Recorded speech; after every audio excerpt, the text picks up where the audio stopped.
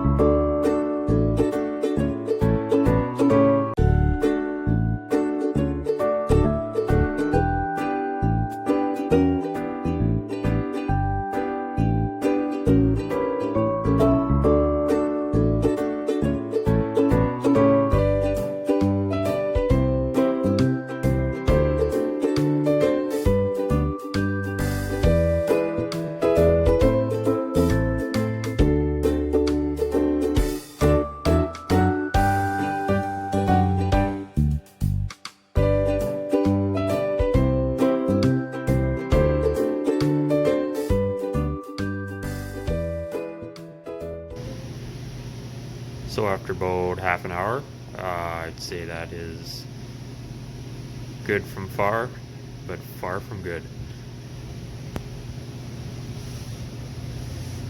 Definitely won't be winning any awards for best bodywork for that, but say it's an improvement over what was there before.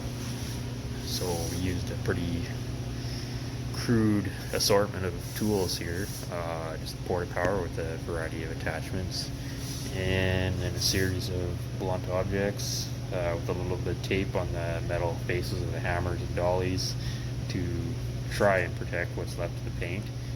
Not sure if that worked out too well or not, but I guess good enough for what we were going for. So now that's kind of hacked back into place, I'll tackle the monstrosity on the other side.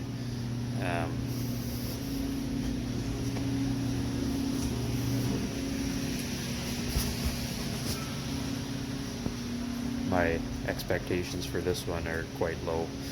It's quite badly creased and folded in there, so really not going to be any miracles coming out of this one. It's just going to be what it is, I guess. If I can get this all kind of straight again, and maybe knock some of this down, I think I'll be happy with it. But yeah, that's a nasty one.